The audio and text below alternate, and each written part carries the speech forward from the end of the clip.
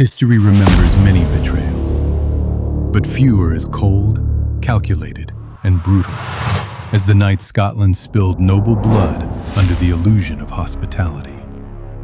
A night now known as the Black Dinner. A night where the rules of honor, kinship, and innocence shattered, and where laughter, music, and the clinking of goblets hid a silent conspiracy.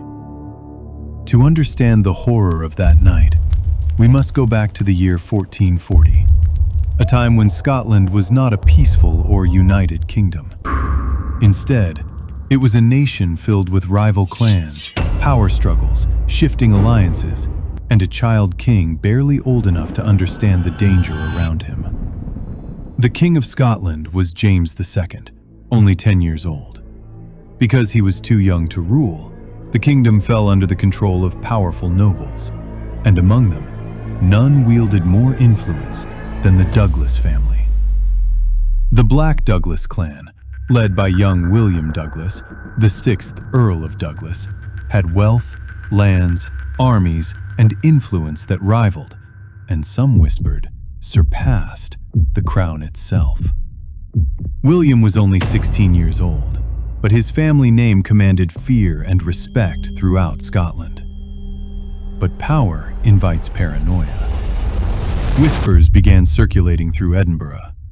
Rumors said the Douglas family was too powerful, that William Douglas was gathering alliances with other clans, that he might one day challenge the crown and rule Scotland in all but name.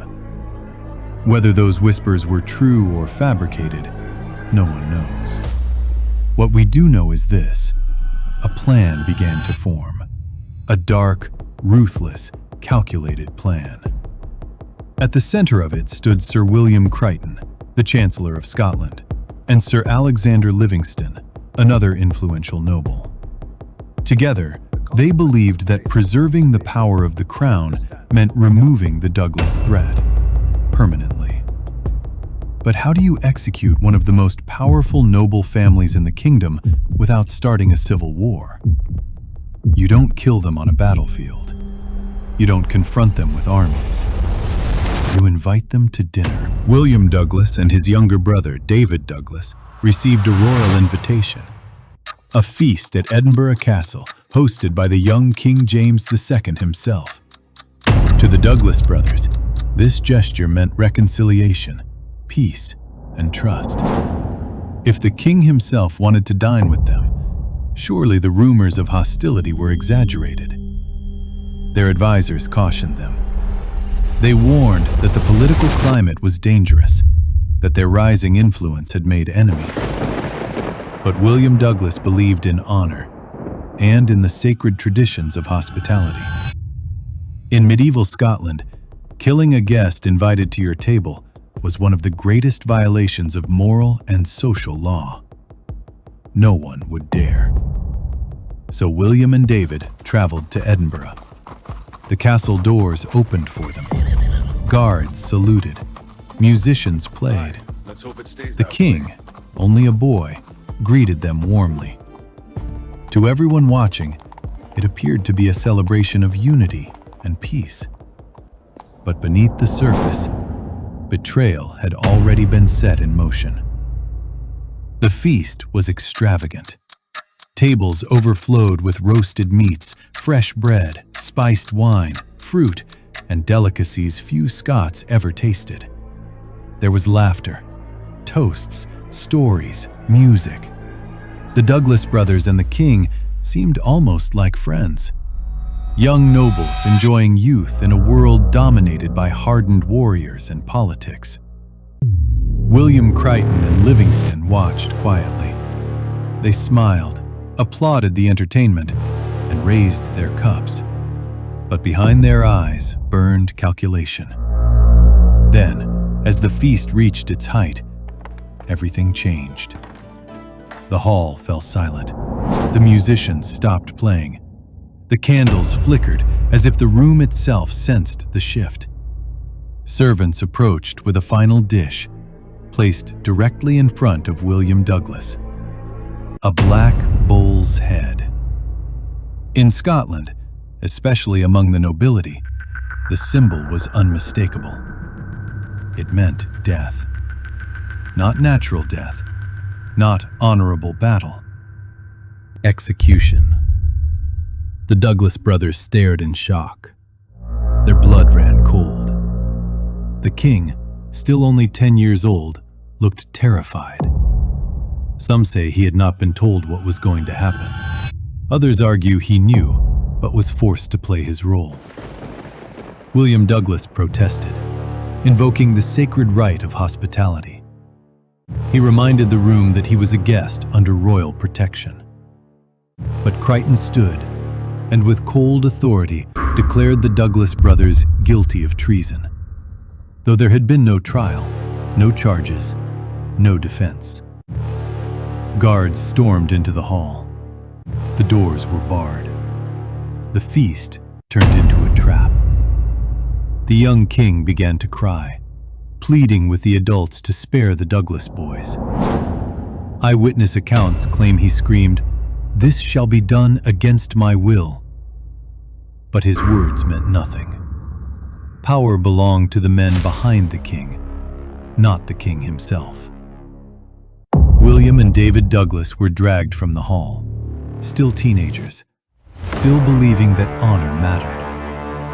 They were taken to the courtyard of Edinburgh Castle. There was no priest, no audience, no last rites. Only cold stone, torches, and the weight of political fear. William Douglas, still composed in the face of betrayal, reportedly spoke his final words with dignity. No noble blood should be spilled in such a manner. But dignity did not save him. Both brothers were beheaded, not as warriors facing honorable combat, but as political obstacles quietly removed. Their heads fell. Their bodies bled onto the cold courtyard stones. Inside the feast hall, the music did not resume. There was no celebration, only silence.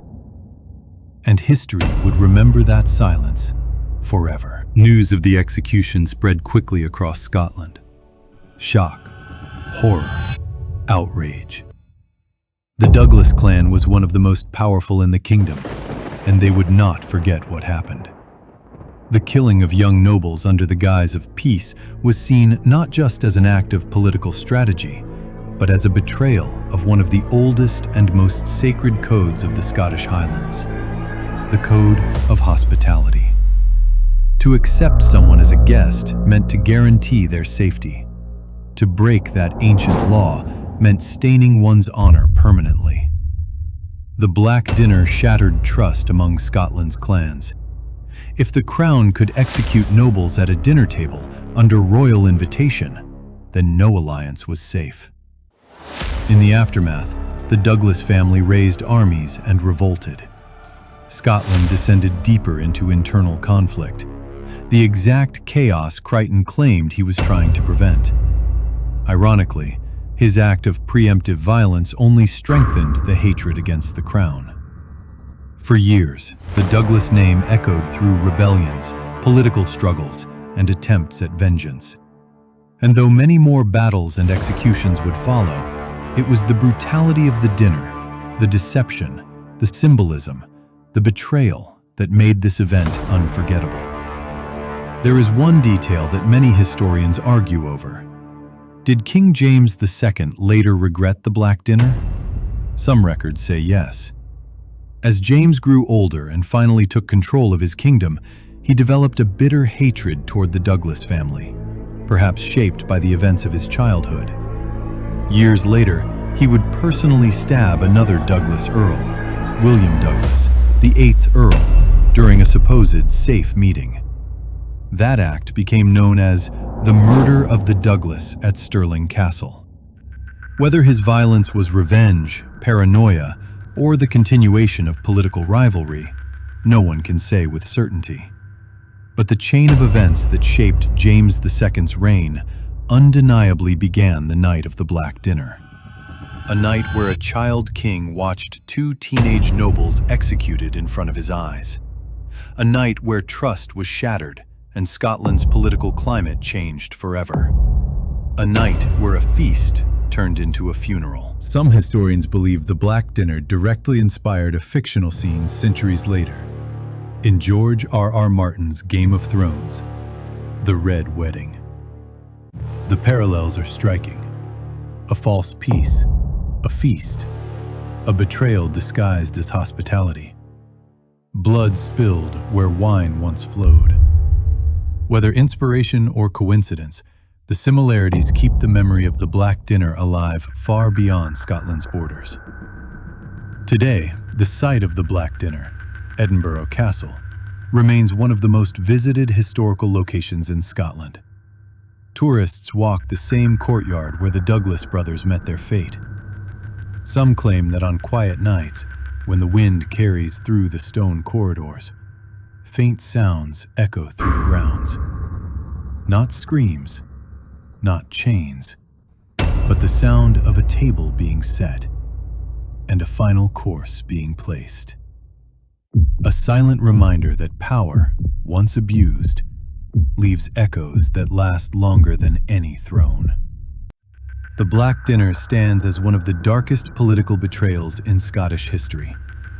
Not because of war, not because of conquest, not because of brutality alone, but because it was done under the illusion of trust, food, friendship, peace, and then death. Swift, cold, and silent. A lesson that in medieval politics, enemies are rarely killed in battle. Most die smiling, unaware they're already doomed. So remember this: history is not shaped only by kings and armies. Sometimes it is shaped by a single dinner, where a symbol, a black bull's head, becomes the final sentence, and the last course is not dessert.